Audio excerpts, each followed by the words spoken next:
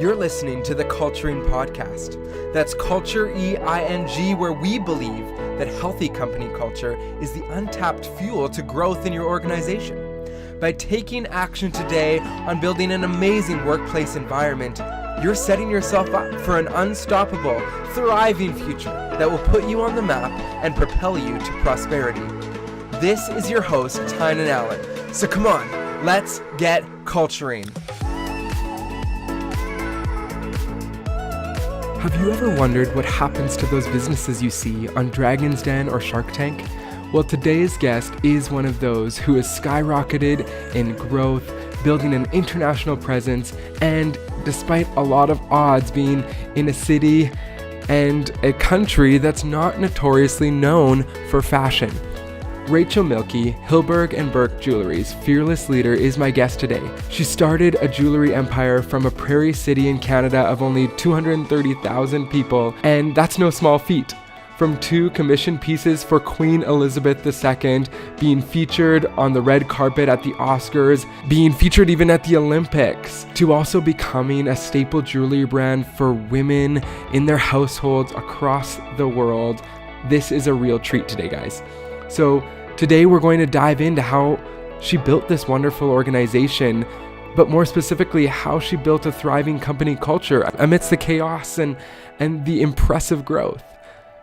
I'm so impressed with Rachel and her character. She's really, truly inspiring and helping women to find their confidence and flourish from the inside out. When I stopped by her office and her headquarters, I got to see her amidst this photo shoot, and one thing that I picked out was just amazing is she was working with this model, and she just came at it with such a place of love and encouragement and even something like modeling to really build this woman up that she was working with. I was just absolutely blown away. So you're in for a true treat today, folks, and I'm excited to get on with the podcast.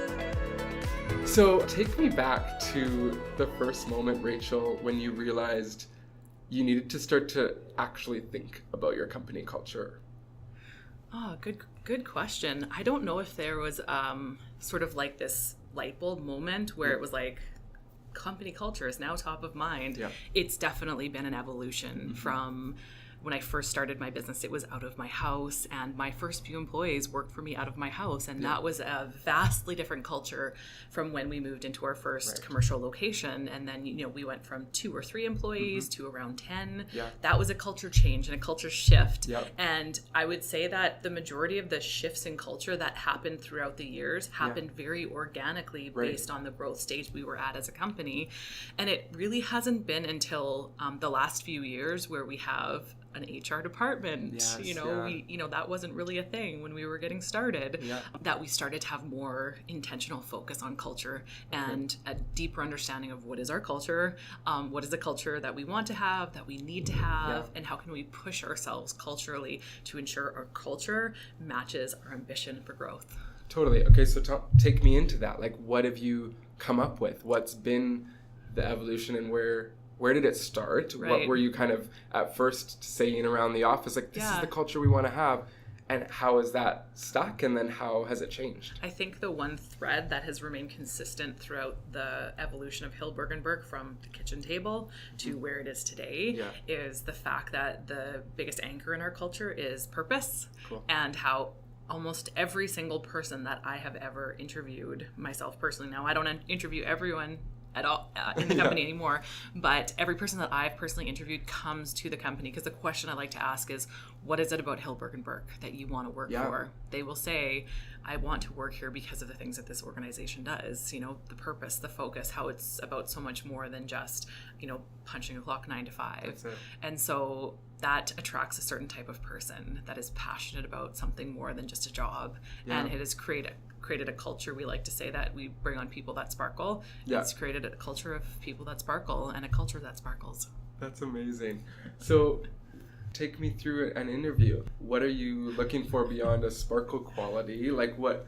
So maybe define that. Like, what? Our interview process has certainly evolved throughout the years, and from when I started interviewing to where it is now, it's vastly different. But when I do have the opportunity and honor to sit in on interviews, I like to ask questions that maybe make people feel a little bit uncomfortable. I like to ask sort of weird questions, but I really like to get to know who the person is beyond just what's on their resume, because to me that's the ultimate indicator of whether or not they will be successful in our culture. So understanding what their life was like, understanding what they're passionate about outside of their work and their career, what do they spend their time doing? Those are the types of things that I really like to get to the heart of in an interview. Yeah, and that probably plays itself into your actual culture, that you don't always do things that are comfortable when you work here. So it's probably a good mimic or a mirror in the interview, because you got to get used to that. One of our cultural values is around being brave. So some of the things that I talk to people about in the interview process when they come in and they're looking for a job at Hillberg Berk is this culture will challenge you. It will push you outside of your comfort zone. So if you are looking to grow personally and professionally, this is the place for you. But if you're not, if you want to be comfortable, then this may not be the place for you. Right. And so how do you find people respond to that? What happens if they do say they're ready for the challenge? Like, how do you know? Yeah, I think if you can see the excitement in people's eyes and their body language. And I think it's something that you almost intrinsically just like have a gut feeling for. You sense it. And it's sort of like hard to actually quantify what is it that makes this person the right person for your culture. But over the time, it's just been something that you just have a little bit of a gut feel for. Totally. So oftentimes people in an executive role like yourself, or even just in HR, people that are involved in the hiring process, there's always that chance that they find somebody that they think is the right fit, but isn't. How do you don't have to use anybody's name, but maybe there's been somebody that along the way you've been like, actually, we're not congruent, and it's not a bad person versus a good person. It's just like, maybe you don't have that same sparkle that we thought you might have. Like, how do you deal with letting someone go or putting someone on sort of a plan to get aligned, and what does that look like here? So if there's one thing that I've learned over the years, it's when somebody is not a proper culture fit, that it's best to deal with it as quickly as possible, because that can escalate into a cultural issue, not only in that department, but organizational wide very quickly. Right. And, we've certainly, we've made mistakes around that over the years. And so I think we've gotten better and gotten smarter at early identification of, is this working out? Is this not working out? Right. If it's not working out, is there an opportunity to make it work out? Or is this not working out and it's not going to work out in the future? Right. And if that is the case, then how do we deal with this swiftly? Yeah. And so, if I was an employee here, how would I know that it's not working out?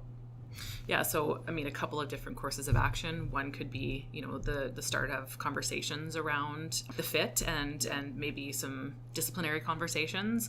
Or if we know that it's not working out and it's not going to work out, then that's usually the point where, we kind of sit down and part ways with people. And you've had many instances over the years where the parting is actually it kind of works out for both people in the end, because if we're feeling like it's not a cultural fit, then the person is probably also feeling uncomfortable and not enjoying their experience. So as difficult as those, situations can be for both the employee and the manager, in the end, you might see a person down the road and they might be, in a different role that they can tell that they're just truly aligned for. So then you feel better about, the whole process and how it needed to transpire. Yeah. A lot of times in talking with a lot of leaders, culture is the one thing that they always agree on. They're like, yes, super important. But where there's a lot of disagreement or a lot of maybe confusion or just like we don't know exactly how to do this, but it's sort of like their investment, their own time investment into culture. It's not sort of a thing that's as quantifiable as like check out this financial report every month and like I can check off that I did that, and it's a bit more than that. So how do you, even in your day-to-day work as the leader of this organization, make sure that you're still keeping tabs on the culture and making sure that it is still going the way it's supposed to go? Yeah, so great question. And as the company has grown, there have been different iterations of maybe a cultural temperature check and just seeing how it's going. And you sort of hit these milestones of once you're beyond 50 people. And for us at that point, we were then in two separate like locations physically as a company. And then as we moved beyond 75 and 100 employees, we were then multiple locations. We had multiple retail locations. We had multiple head office locations.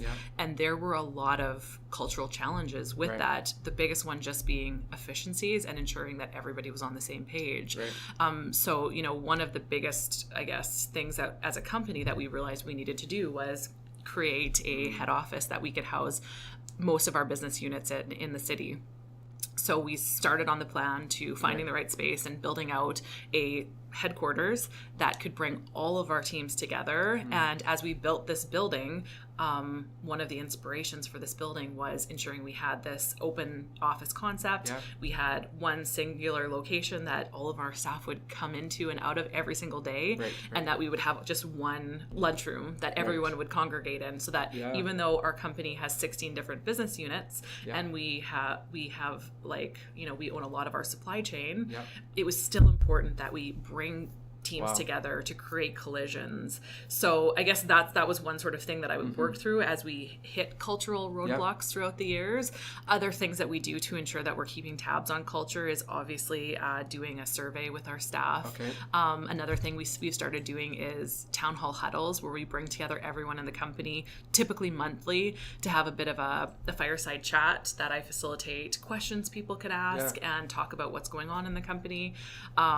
And one thing I did last year was sit down with every single person at our head office and just have a one-to-one with every person. And that was a big time commitment, but it was so incredible what I learned. And sometimes the things that you learn aren't the things that you want to hear, but you need to hear. So I would say was probably one of the best things that I did last year in terms of a time investment in the culture and the health of the culture at Hillberg Berk. Huge. And it goes into not just the culture, it's that it's maybe starts with a culture conversation, but it goes into, hey, this isn't working in my day-to-day workflow, and it's all that stuff that it can come from just an openness that you're creating here, right? Totally.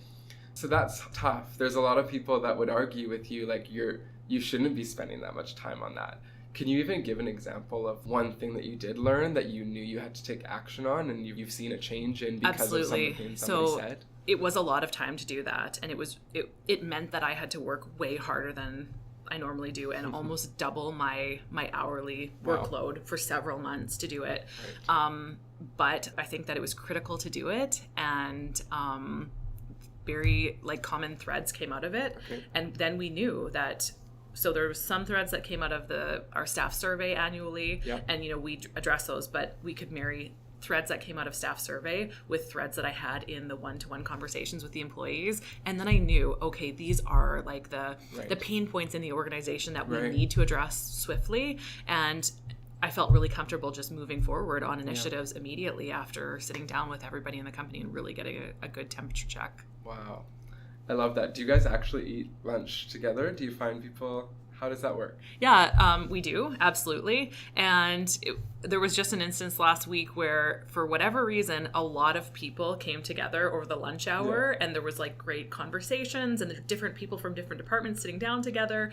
And there was just kind of this electricity in the air. And I sort of just like looked up and observed it and had this like awesome feeling of like, yes, this is what this was all about. This is why we, it was worth it. You know, put the investment in this space and made it like the function the way that it does, so that we can create these types of moments in the company. That's amazing. So again, something else somebody might argue with you about is that central location, right? Nowadays, you hear these two camps. Some people saying, no, like remote can be workable. We can totally do that. Have those multiple office locations because people are going to be more happy about it.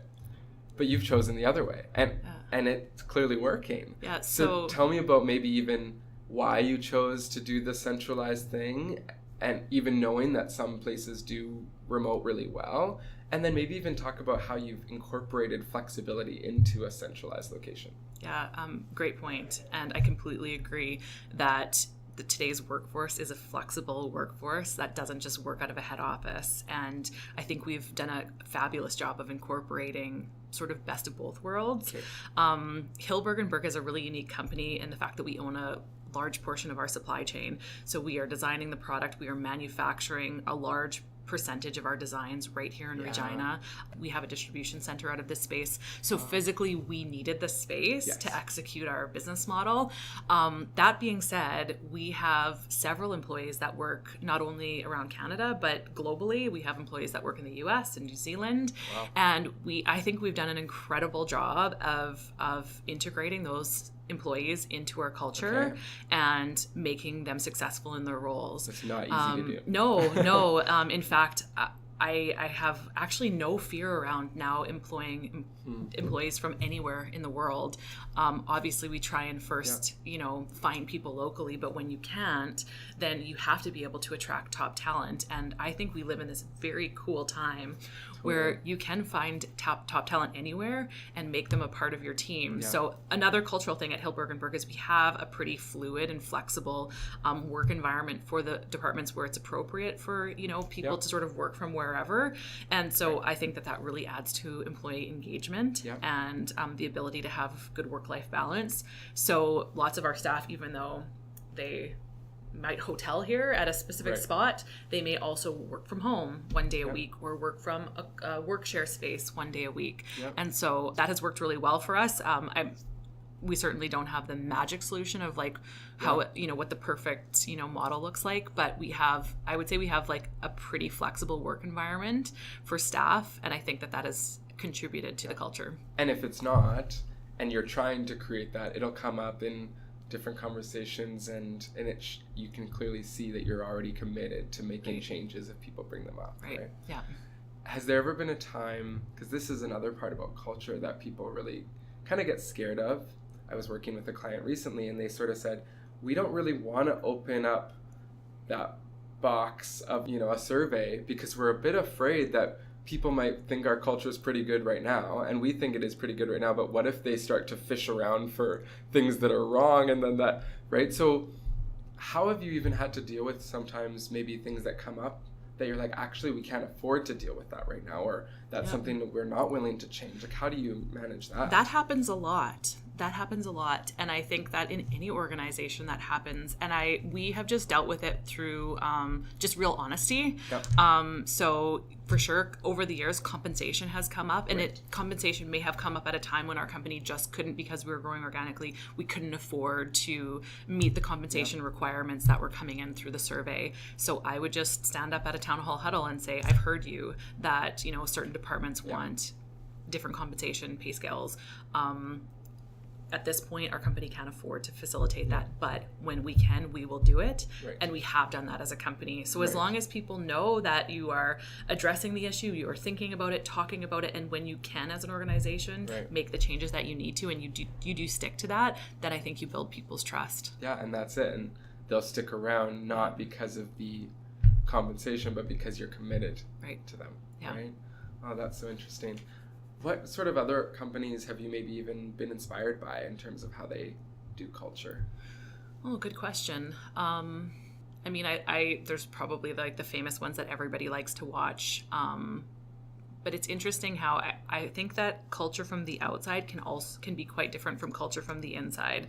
So I'm always a little bit cautious about when I sort of see how like sexy things look maybe in other organizations, trying to peel back, is that reality within?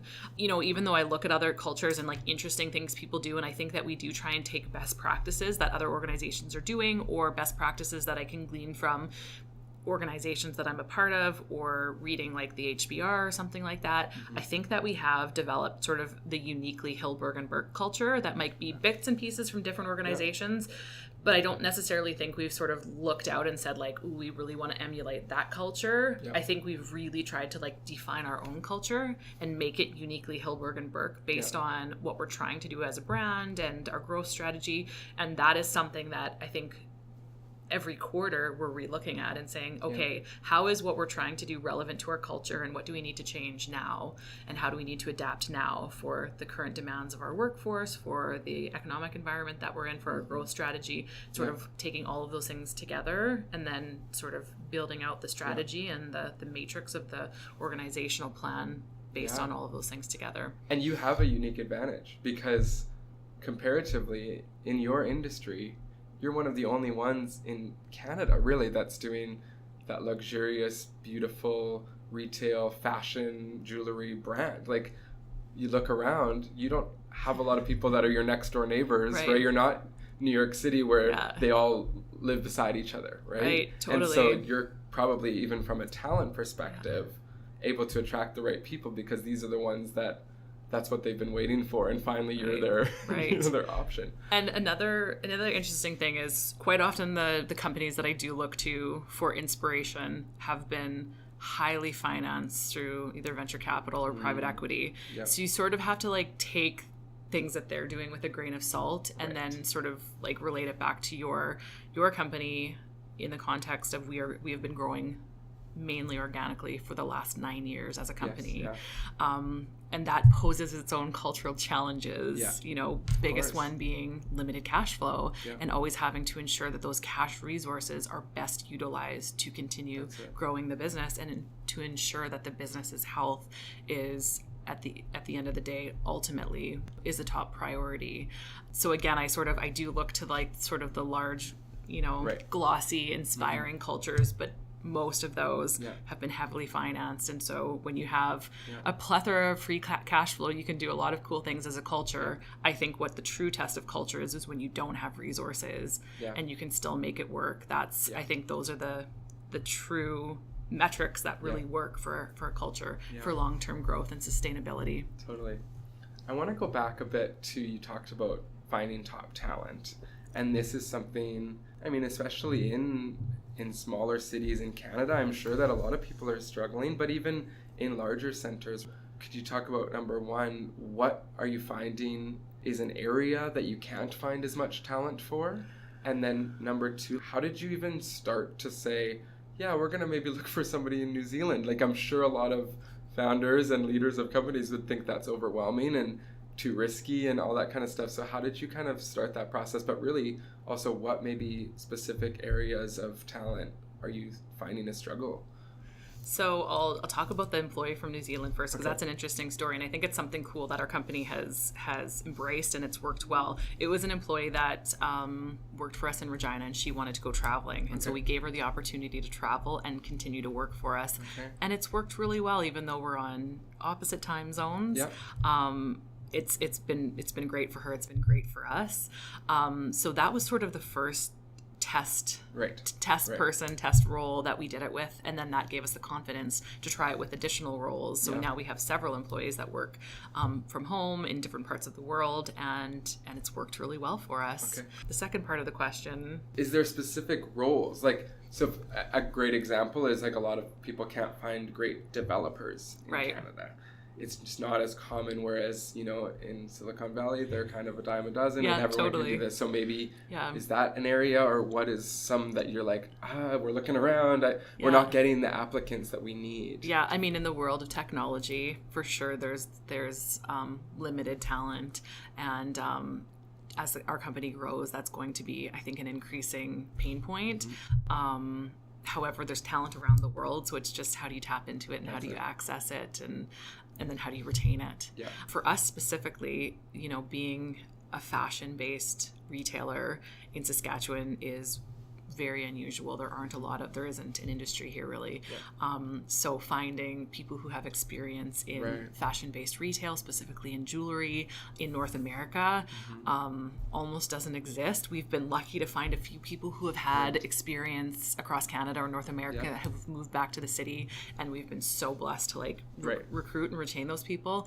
But as we start to fill more senior leadership roles, there's just very few people that have experience scaling a global brand in retail and fashion from Regina. So like my partner says to me, you were writing the book on scaling a jewelry-based fashion brand from Saskatchewan. Seriously. But how much of a better story is it that you're not just copying somebody else? Like this, you're an inventor. It's incredible.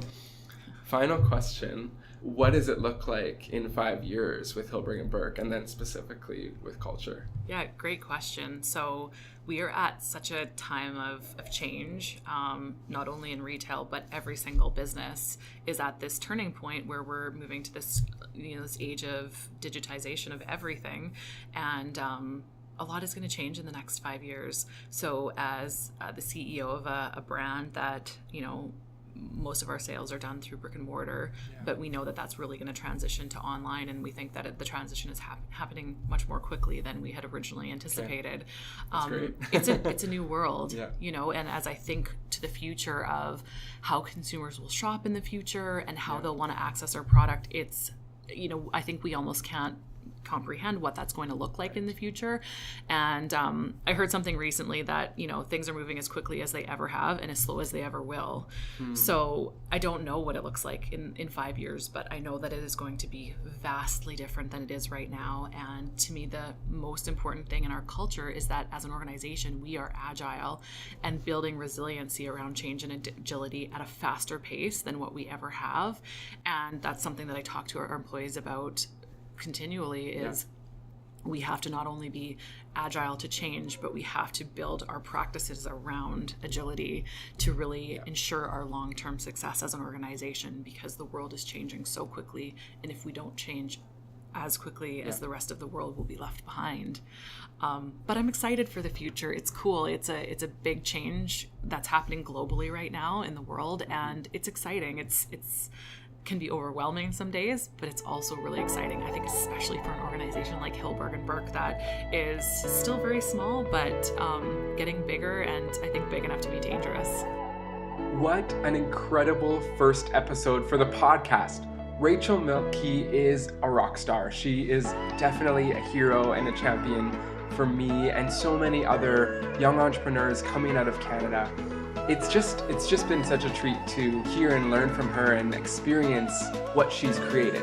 A fun fact is that Rachel and I actually grew up across the alleyway from one another. And so flash forward 20 odd years and we're both, out in the world doing really awesome things, I believe.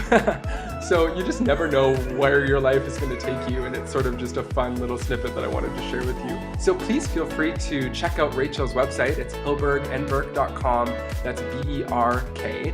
And find out what her latest collection looks like, and buy some for yourself or your significant other or for your mom or your daughter. Her products are truly beautiful, and if you haven't even seen them, then you need to take a look. If not, definitely pick something up today. Thank you so much for hanging out with me today. My name's Tynan Allen. I'm excited for you to be on this journey with me, so stay tuned for the upcoming episodes. Have an amazing day. Be blessed.